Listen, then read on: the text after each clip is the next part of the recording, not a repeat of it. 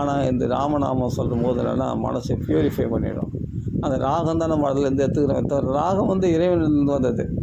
இறைவனிலிருந்து வந்தது தான் சப்த பிரம்மம் இல்லையா? சப்த ஸ்வரங்களும் இறைவனிடத்தில் வந்தது தானே. அதை மாற்றி மாற்றி மாற்றி அந்த சப்த ஸ்வரங்களை மாற்றி மாற்றி பாடுறது தானே. அதை விட்டுடலாம், வேறுனா அதான் சொல்லுவோம் 7 ஸ்வரங்களில் எத்தனை பாடல் அப்படின்னு. அது மாதிரி எத்தனையோ ராகங்கள். அந்த 7 ஸ்வரம் தான், அந்த 7 ஸ்வரம் தானே மெயின் நியூக்ளியஸ். அது வந்தது தானே இந்த மற்ற பாடல்கள்லாம். அதனால் அதை மாற்றி மாற்றி பாடினா எத்தனை ஒரு டியூன் வந்துடும். அதை பற்றி கவலை, அது இறைவன் இடத்துலேருந்து வந்தது. அதனால் நீ பௌதிகமான பாடல் பாடுறமே, பாடல் பாடலையே, நம்ம தான் பௌதிகம் பாடல் ராமநாம தான் பாடுறோம். அந்த மெட்டுக்களை பாடுறோம், வேறு ஒன்று இல்லை. தாராளமாக பாடலாம், எந்த ராகம் வேணாலும் பாட்டு அனுபவிக்கலாம் தாராளமாக. உங்களுக்கு ராமநாம சங்கீதம் பண்ணுற மாதிரி இருக்காது, சாதாரண பாடுற மாதிரி இருக்கும். ஆனால் அது நாமநாம சங்கீதமாக மாறிடும் அது ஆட்டோமேட்டிக்காக. ஏன்னா ராமநாமம் தான் நம்ம நாக்கில் உச்சரிக்கிறோம், வேறு அந்நிய விஷயம் பேசலையே. அதனால் நீங்கள் பல ராகங்களில் தாராளமாக பாடலாம். எந்த ராகம் உங்களுக்கு பிடிக்குதோ அந்த ராகத்தில் பாடலாம். இப்போயே நம்ம ஒரு ஹின்ஸு தான் உங்களுக்கு கொடுத்துருக்கேன். லைட்டாக நல்லா டீப்பாக பாடல. ஒவ்வொரு பாட்டும் டீப்பாக பாடுறேன்னா அதுக்கே 1 ஹவர். ஒரு பாட்டு வச்சு இப்போ ஒரு டியூனை வச்சு நீங்கள் 1 ஹவர் அழகாக பாடலாம் தாராளமாக, எவ்வளோ நேரம் வேணாலும் பாடலாம். இப்போ நான் ஒரு 6-7 டியூன் பாடியிருப்பேன்னா அந்த 6-7 டியூனில் நீங்கள் ஒரு டியூன்லேயே நீங்கள் பல மணி நேரம் பாடலாம், தாராளமாக பாடலாம், எதோ வேணாலும் பாடலாம். அதை பற்றி உங்களுக்கு பிடிச்ச டியூனை வச்சு அதில் தாராளமாக பாடினே இருக்கும். நீ ராமநாமம் சொல்லிட்டு வெளியே போகும்போது வரும்போதெல்லாம் கூட நீங்கள் இந்த பாடலாகவே பாடின்னு போங்க, ஒன்றும் தப்பு இல்லை. தாராளமாக மொத்தம் ராமநாமம் சொல்லணும், எப்படியாவது சொல்லிட்டா போதும், அவ்வளோதான். அதுதான் நம்மளுடைய ஒரே நோக்கமே.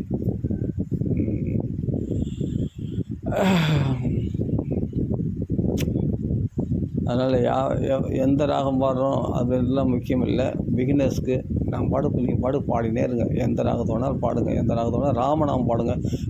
வேறு வார்த்தையை பேசாதீங்க, வேறு வார்த்தையில் கவனம் செலுத்தாதீங்க. ராமநாமத்தை மாத்திரம், ராமநாமத்தை தவிர வேறு வார்த்தை வரக்கூடாது. அப்படி பாடணும். அப்படி பாட நம்ம பழகிட்டோம்னா அதுக்கப்புறம் ராமநாமம் தான் வரும் வாயில். அப்போ நம்ம ஜபமாக ஜபிப்போம். அப்புறம் நாமசிங்கத்தில் பண்ணாலும் ராமநாமம் தான், வேறு எந்த நாமசிங்கத்திலும் உங்களுக்கு ருச்சிக்காது. இந்த ராமநாம சிங்கத்தில் மட்டுமே உங்களுக்கு ரொம்ப சுவையுள்ளதாக இருக்கும். நீங்கள் வேணால் பாடி பாருங்கள், அவ்வளோ டேஸ்ட்டாக இருக்கும். ராம ராம ராம ராம், ராம ராம ராம ராம், ராம ராம். எனக்கு ரொம்ப ஃபேவரட்டான ராகம், இது ரொம்ப பிடிக்கும். அதனால் நான் அடிக்கடி பாடுவேன் இது. ராம ராம ராம ராம், ராம ராம ராம ராம், ராம ராம், ராம ராம ராம், ராம ராம ராம ராம ராம, ராம ராம ராம, ராம ராம ராம ராம். இது ராகம் பேர் ரீதி கவுலான்னு பேர், ரொம்ப பிடிக்கும் அது ராகம். ராமா ராம் ராம ராமா, ராம ராம ராம ராம, ராமா ராம் ராம ராமா, ராம ராம ராம ராம, ராம ராம் ராம ராம் ராம ராம ரம, ராம ராம ராம, ராம ராம ராம ராம ராம, ராம ராம ராம, ராம ராம ராம ராம், ராம ராம ராம ராம், ராம ராம், ராம ராம ராம், ராம ராம், ராம ராம ராம், ராம ராம ராம ராம ராம, ராம ராம ராம, ராம ராம ராம ராம், ராம ராம ராம ராம், ராம ராம், ராம ராம ராம், ராம ராம ராம ராம ராம, ராம ராம ராம, ராம ராம ராம ராம். இதில் பாடலாம், இல்லை வேறு ராகத்தோடு நம்ம பாடலாம். எவ்வளோ ராகங்கள் இருக்குது, வேறு எத்தனையோ ராகங்கள் இருக்குது, பாடலாம். நம்ம பாடலாம்.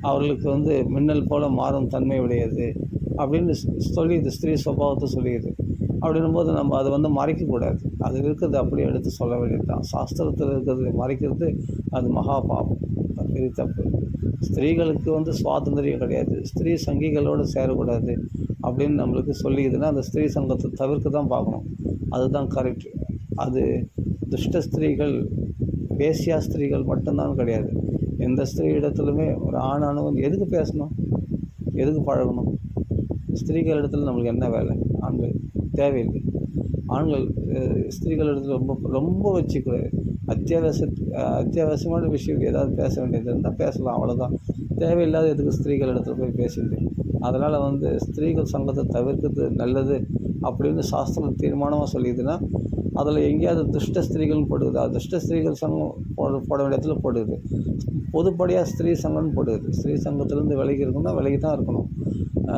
அவரோட போய் அந்யோன்யமாக பேசுறது, அதுவும் மூணாவது மனுஷாளுடைய அந்யோன்யமாக பேசுறது தவிர்க்க வேண்டியது நிச்சயமாக. அப்புறமா என்ன, அது கூடாதுன்னு சாஸ்திரம் சொல்லிச்சு. நான் சொல்ல சாஸ்திரம் தான் தஸ்மாத் சாஸ்திரம் பிரமாணம் காரிய வியவஸ்திதம்.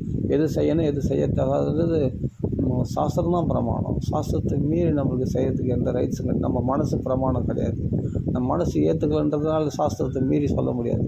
அது மாதிரி நம்ம சாஸ்திரம் சம்மதம்னா தாராளமாக ஏற்றுக்கலாம். அதுதான் பகவானுடைய சம்மதம். சாஸ்திர சம்மதம் தான் பகவான் சம்மதம். இப்போ சாஸ்திரத்தில் என்ன சொல்லிட்டு சாங்கத்தியமாக சொல்லலாம், பரிகாசமாக சொல்லலாம், ஸ்தோபம் ஆலாபனம் போட்டு சொல்லலாம். எந்த ராகத்திலும் பாடி எப்படியாவது நீ சொன்னாலும் உன்னுடைய மிச்சம் இல்லாமல் உன் பாப்பத்தை போக்கிடும். தடிக்க விழும்போதுங்க, தும்பும் போதுங்க ஏளனமாங்க நம்ம ஏளனமாக சொல்லலாம். பரிகாசமாக வேறு ஏளனமாக வேறு வேணாம். ஆமாம், பரிகாசமாக பாரு கோவிந்தா நாமம் போட்டுறேன் வர்றான் அப்படின்ட்டு அவன் வாயில் கோவிந்தான்னு நாமம் வந்துச்சு. இது பரிகாசம். இவன் இப்போ வேஷம் போடுறான். சரி, விஷ்ணு பக்தனா இவன்லாம் விஷ்ணு பக்தர்களை நிந்திக்கிறான். அவன் ஏளனமாக சொன்னான் பெரிய விஷ்ணு பக்தனான், பெரிய விஷ்ணு வந்து அப்படியே வந்து காப்பாற்றிடுவார் அப்படியே வர அப்படின்னு விஷ்ணுவை தூஷிக்கிறான்னா பரவாயில்ல. அப்படி தூஷிக்கும் மூலமாக பகவான் விஷ்ணு நாமத்தை அவன் நாக்கில் வந்துச்சுன்னா அதை தான் பகவான் பார்க்குறானா. அவன் தூஷிக்கிறான், இது பண்ணுறான்.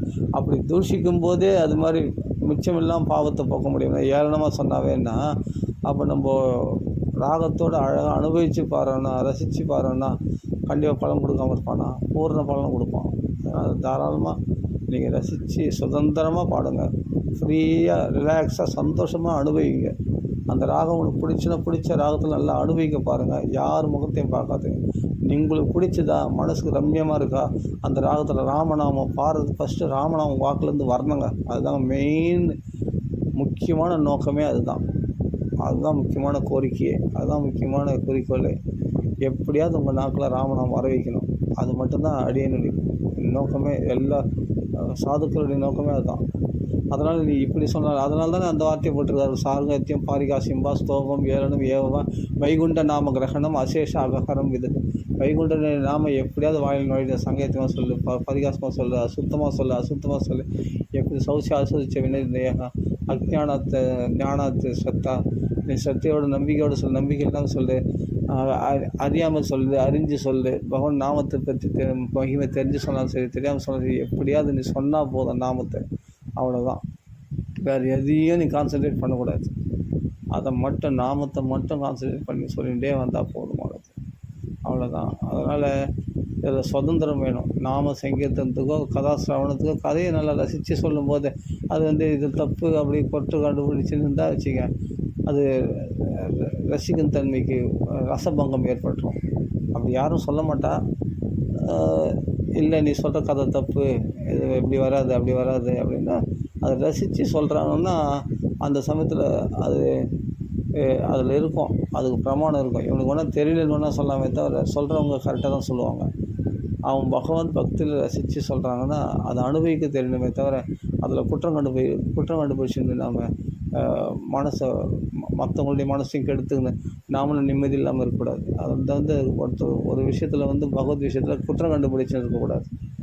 அதை ரசிக்க தெரிஞ்சால் ரசி, இல்லையா அந்த இடத்த விட்டு போயிடும். அதுதான் பெஸ்ட்டே தவிர அவர்களுடைய நிம்மதியை நம்ம கெடுக்கக்கூடாது. அவர்களுடைய சந்தோஷமாக அனுபவித்து கதையை சொல்கிறாங்க, சந்தோஷமாக அனுபவித்து ராகத்தோடு பகவான் நாம் பாடுறாங்கன்னா அது அவங்களுடைய சுதந்திரம். அவங்களுடைய சந்தோஷத்தை நாம் போய் தடை பண்ணக்கூடாது. அது நிச்சயமாக சுதந்திரமாக பக்தி பண்ணால் தான்